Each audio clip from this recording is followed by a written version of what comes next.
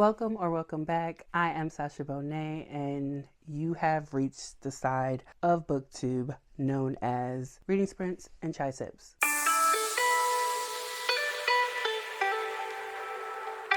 Let's do a 37 book haul because I need to get the books off my floor. So recently I went to a couple of different places. We have Book Outlet, we have Goodwill, Steamy Lit. I pre-ordered a book, Aardvark, we have Book of the Month, and we have Ollie's. We're going to get into all of these books by where I got them from, and if I remember, I'll let you know what I paid for them, but for the most part, I don't remember. And do not think that just because you see someone do a book haul that means you need to run out and get these books. But if you do like to get your books, Goodwill, the Salvation Army, Ollie's are very great discount spaces, and Book Outlet to get your books, but also your local library where you can get your books for free 99. Let's get into the book haul. So let's talk about my pre-order. So Beverly Jenkins has a cozy small town series called Blessings, and I am on her 12th book, which is the newest book that just came out. I pre-ordered it, so it came to my door yesterday. Yeah, yesterday. It came yesterday via UPS, and it's calling all Blessings, and I can't wait to get into this one since I'm all caught up in this series. Like I said, this is a cozy series, and I am enjoying the ride. Next, I am an ambassador, kind of, if you want to say that, for Steamy Lit, so I get my books from Steamy Lit as well, and this is one that I got to choose. Now, Steamy Lit is a platform, Steamy Lit has a platform also known as More Amore, and that's what this is. More Amore is more love stories, more diverse love stories, romance stories, where you get fantasy romance, you get sci-fi romance, you get monster romance, you get contemporary romance, you get all types of romance. But it's More Amore, more love. But their platform for More Amore is a bit different than other book boxes because you get to pick books that have not yet hit the shelves, and you get them sometimes a day before, but up to a week before they are set to come out that next month. So for October, I chose Our Vicious Oath by N.E. Davenport, and it came with a bookmark, but it also came signed.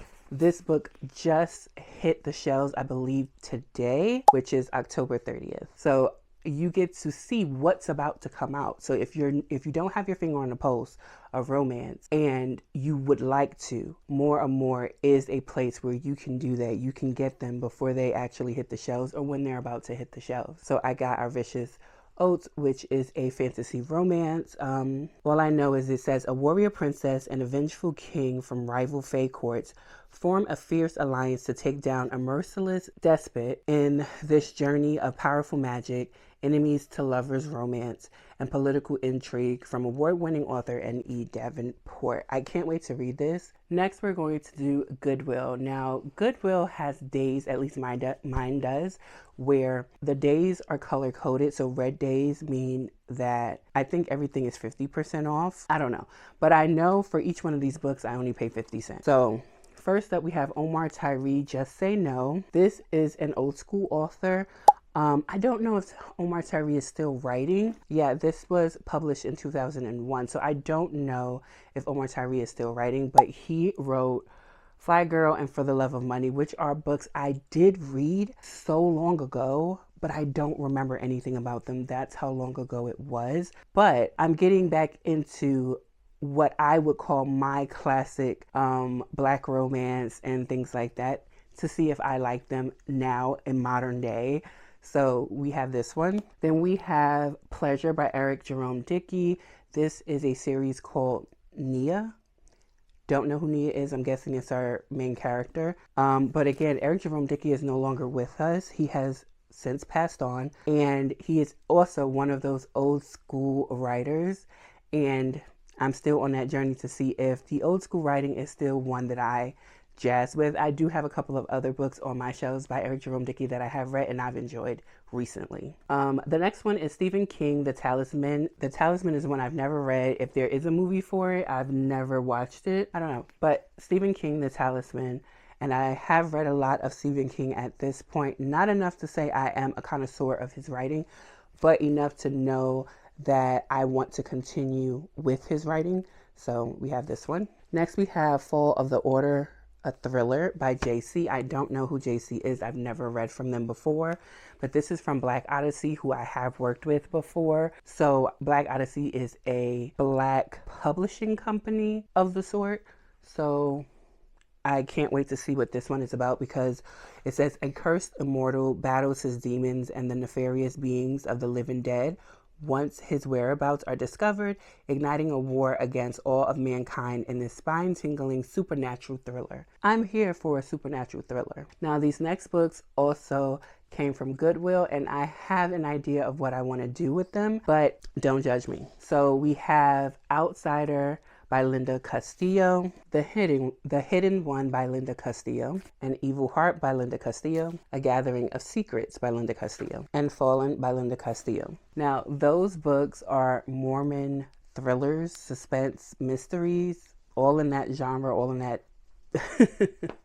that genre and that vague of writing. And I'm pretty sure these all must have came from the same house. They were stacked together. And when I went to the book warehouse outlet in Easley, South Carolina, a year ago, 2 years ago, there were a lot of these Mormon romances, Mormon thrillers, and I had the idea way back then. I just didn't get the books from the warehouse at that time to dive a little deeper into Mormon literature, not because of I'm just curious.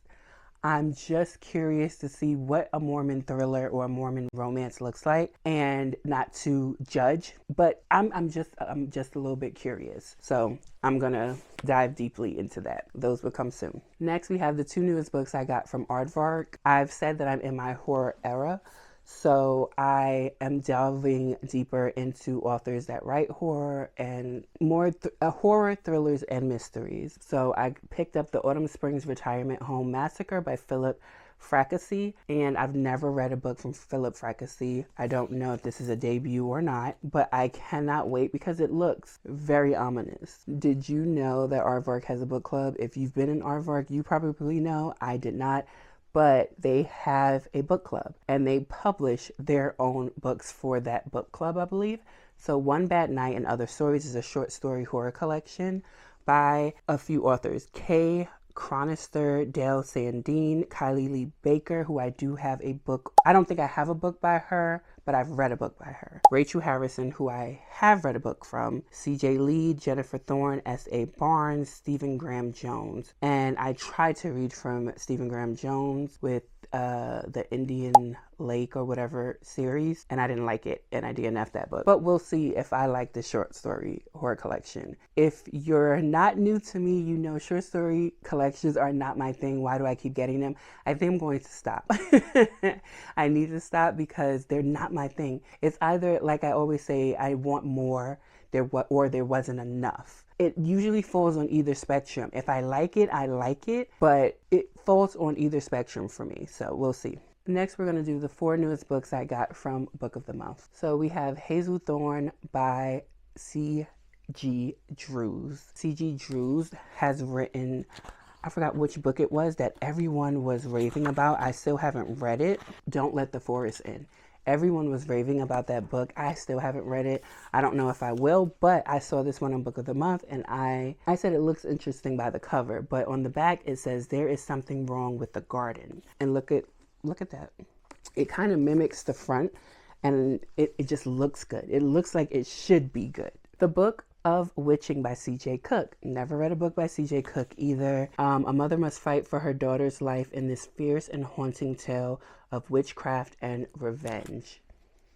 That sounds right up my alley. Like, give that to me. Next, we have Emily Henry, A Million Junes. I've heard so much about this book. I don't even know what it's about, but when I hear about it, it's not in depth of what the book is about. It's saying that this is some of Emily Henry's best writing, best work, and people are wishing she went back to this era of writing. So I can't wait to see what it's about. But it says, for as long as Jack June O'Donnell has been alive, her parents have had only one rule: stay away from the Angert family. We'll see. I don't know. I still don't know what this is about. Next we have Red City by Marie Lu. Never read a book by Marie Lu, but it was on Book of the Month, and I said I haven't gotten a fantasy from Book of the Month in a long time, so let me try one. And it says, when you win the game of power, who do you lose? Not what do you lose, who do you lose? In real life, without the fantasy, you lose people that you never thought you would lose. So that's where I'm gathering this will be going as well. So next are the books that I picked up from Ollie's. If you didn't know, Ollie's is a kind of like a bargain store kind of thing. I don't know. It's a bargain store. I do know that. It's a bargain store. That's where I like to get my baking sheets from. But they also have a very, very huge, but you can find good deals on books there. So first, Never After by Melissa de la Cruz, and I don't think I've read from Melissa de la Cruz. I might have, but I don't remember. But Never After sounds like it could be a retelling, and as you all know, I love a retelling, so we'll see if I like this. Now, this is a book that I've already read. I got it and I read it immediately. It took me about, I would say, 2 hours. It is really good. It is really good. But it is No Place for Monsters by Corey Merritt, and I only paid $2.99 for it, and it is hardcover. I'm going to show you some of the drawings in here because it is a picture book. I would say this is children's and middle grade, but it is horror. So it might be freaky, it might be a little spooky for the kids, but look at that.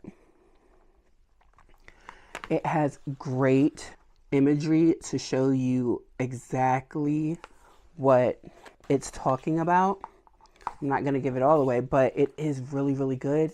And like I said, I've already read it. It just sparked my interest right away for me to read it. So I've already managed to read it. I'm keeping it. It's going to be on my shelves. If you can find this, pick this up. Next we have Unordinary by Yuru Chan. And I paid $2.99 for this one. And this is a webtoon bound, and it is full color. And again, $2.99 for a full color webtoon comic book. You can't beat it. I've heard things about Unordinary now that I've bought it, but I'd never heard of it before. It just looked interesting. Next we have Veronica Roth, Chosen Ones.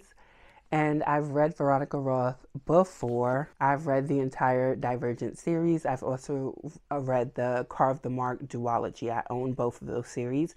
So now the Chosen Ones. I hope it's good. Carve the Mark didn't do that much for me. It was a vast world that I believe Veronica Roth could have delved deeper into, but we just didn't get that. And Divergent was entertaining. So if you combine those two with the worlds, the writing, the experiences, the imagery, and give me that in this, most likely I'll like it. I was able to pick up Alex North's The Angel Maker. It's supposed to be a thriller, I think. But it says, a dark, suspenseful new thriller about the mysteries of fate, the unbreakable bond of siblings, and a notorious serial killer who was said to know the future. A serial killer who knows the future. So this is kind of like magical realism, but serial killer? That's a wild concept. I think I might be second guessing my choice to pick this up because I did not read the inside of this book until just now. I've heard Alex North is a good author, a good writer. So let's just hope that that synopsis is realized in the writing. I like coffee table books. Do I always read my coffee table books? No. But I do like to change them out for the seasons and things like that. So I picked up this one. Oh, it got dented. But this one, Soul Train, The Music, Dance, and Style of a Generation by Questlove. And this has a preface by Nick Cannon and a foreword by Gladys Knight, which is crazy. A crazy combination of people. But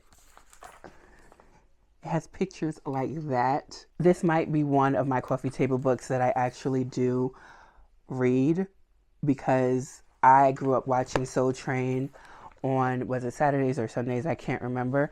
But I grew up watching it. It was a good time, a fun time to see the outfits, see the performances, to see the dancing, to unscramble the word on the board, or the words on the board. It was great. It was a great time. You just had to be there to experience it. And I'm glad I got this book that commemorates that time. Next, I got Stephen King, A Complete Exploration of His Work, Life, and Influences by Bev Vincent.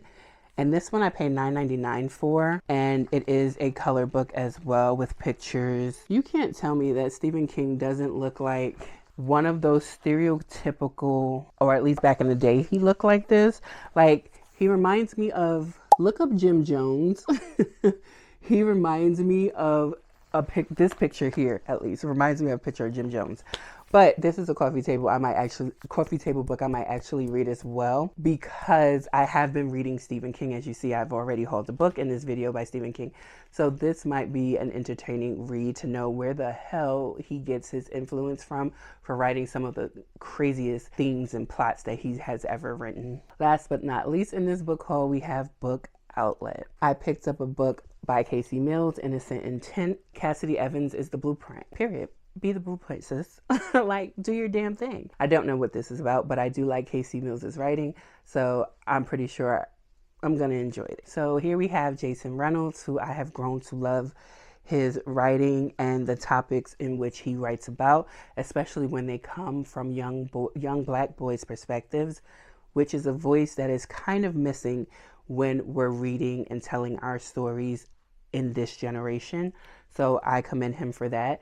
But this is Look Both Ways, A Tale Told in 10 Blocks. I can't wait to read it. And this one, to my surprise, is not written in verse, which I was expecting it to be, but it's not. And I can't wait to read it. Next is one of my favorite authors, Amber McBride, Onyx and Beyond. This is Onyx dreams of flying. Up in the sky, he may be closer to those he's lost, and also so far away from the reality that his mother is descending into early onset dementia. Every day he faces the challenge of keeping his home life together while avoiding discovery by Child Protective Services. I'm going to stop there. And this one is written in verse, and Amber McBride does so freaking well with books written in verse. She does so phenomenally well. She is a phenomenal woman, a phenomenal writer, and I cannot wait to read this. I fear I may be crying at this book. So next we have a book that I've been wanting to get my hands on ever since I knew it was coming out. Nat Turner, Black Prophet, A Visionary History by Anthony E. Kay with Gregory P. Downs. So in August 1831, a group of enslaved people in Southampton County, Virginia, rose up to fight for their freedom. They attacked their enslavers in their homes and attempted to march on the county seat, from which they planned to launch an uprising across the South.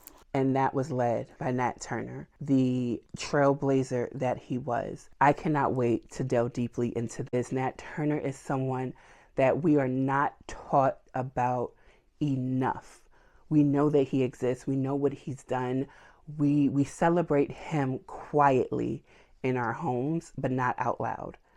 And it's time that we do that. Do you know who Donald Goines is? Donald Goines is a street lit godfather, if you will, to those that were at least one generation above mine. I am a millennial. One generation above mine, the urban fiction genre, he set the stage for that. So I am going to delve deeply into Donald Goines. He was never an author that was on my radar at the time when I was younger, because my aunt was reading them and all of her friends were reading them. And obviously I felt at that time, I don't know that man. I don't know what he's talking about. But my urban fiction started with Quan and Sister Soldier and so many other authors in that vein. Now, knowing what I know now, I want to delve deeply into him, and I want him to be celebrated for the work that he's done. Let me show you. So we have El Dorado Red, and these covers I picked specifically because the old school covers, I didn't like them, but I do like these black exploitation kind of covers. I do like those. Those are the ones I want to continue to collect. Kenyatta's Escape. These are in no particular order. Inner City Hoodlum, Street Players, Daddy Cool, Cry Revenge, Kenyatta's Last Hit, Black Gangsta, and finally, Donald Writes No More, The Life of Donald Goines, the Godfather of Street Lit by Eddie Stone. And the foreword for this is by Jaquavis Coleman, who also writes urban fiction, and I have read from him and I also love him. He is also the husband to the Ashley Antoinette, who also writes urban fiction, who I also love and own her books as well.